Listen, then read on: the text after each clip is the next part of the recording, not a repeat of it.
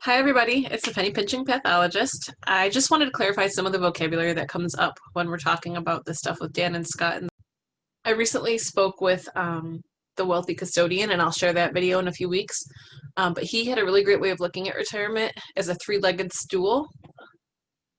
Basically, that's looking at the potential of your retirement being made up out of three things: Social Security, a defined benefit plan, which is the same thing as like a pension in our case, or a defined contribution, which is like 403bs, 401ks, 457s, all of that.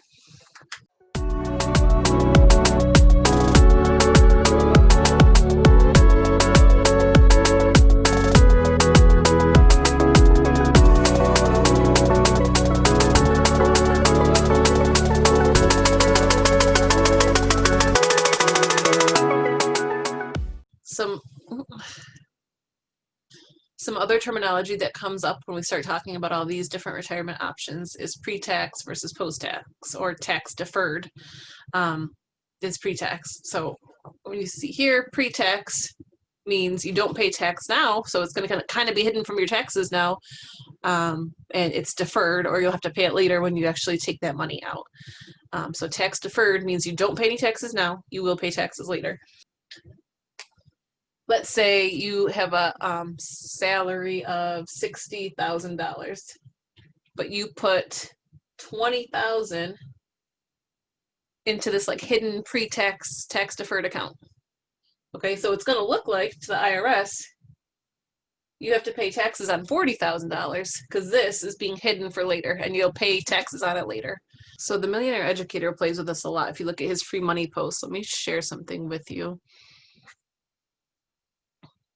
So let's say you're going to file as a single person and you earn $60,000. You can try to get it down under this 40,125 mark, like we did here, so that you're not ever paying in that 22% tax bracket.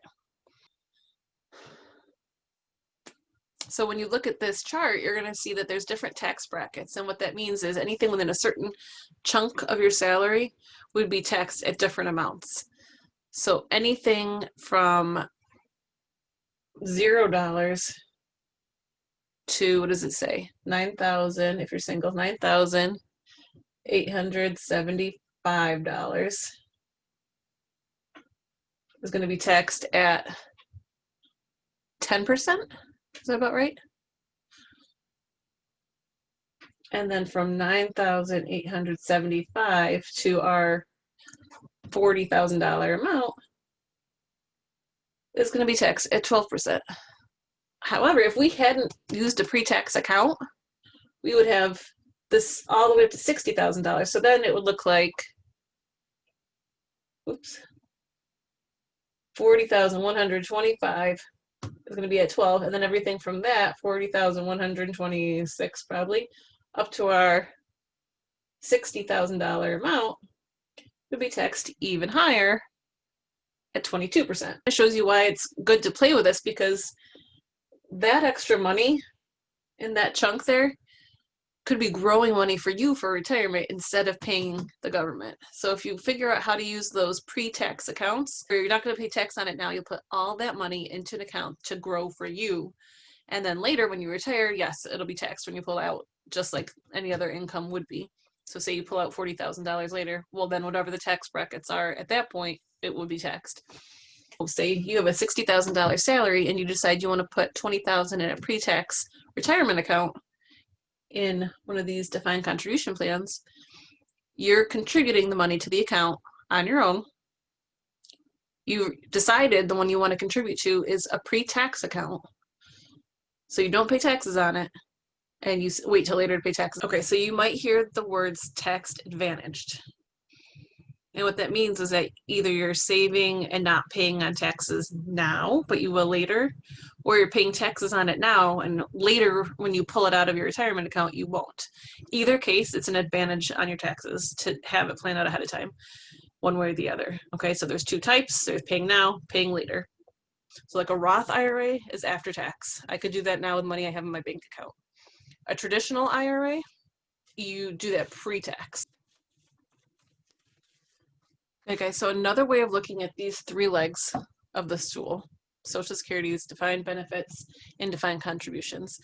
Another way that the wealthy custodian was talking to me about to try to really understand this was looking at it like three baskets that you can put retirement funds into. So it could be three legs or three baskets.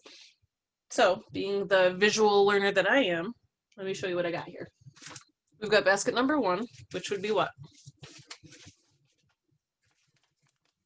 Social Security, right?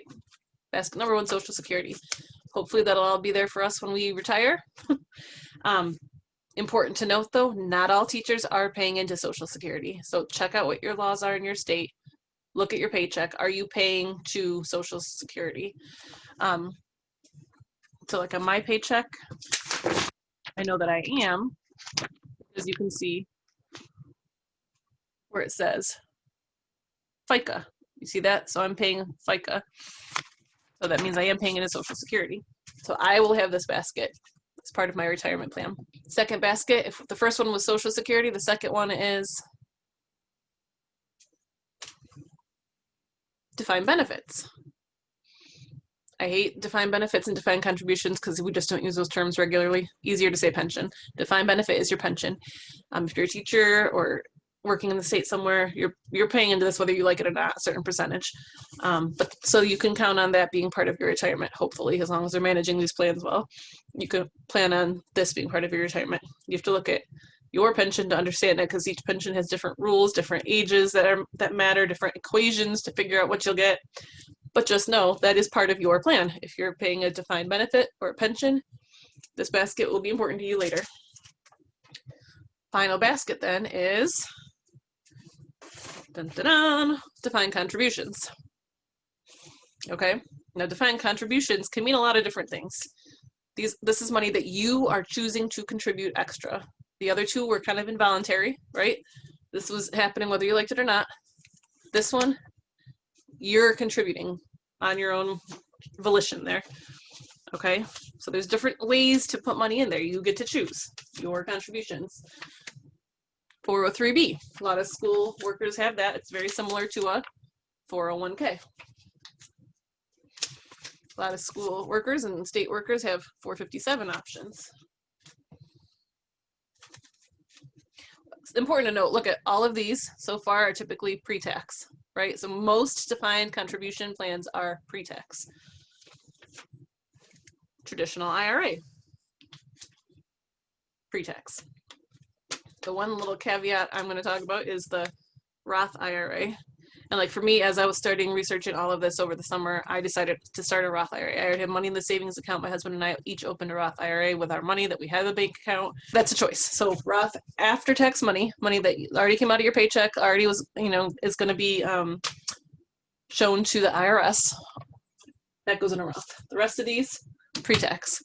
Okay. So we're looking at all these options and figuring out what do I want to put as part of my personal defined contribution basket. So like I said, my husband and I this summer started Roth IRAs. Soon, my husband is going to start his 401k, so that goes into our basket. I was recently offered a job at a school, so I was comparing their 403B option to their 457, to our state 457 option.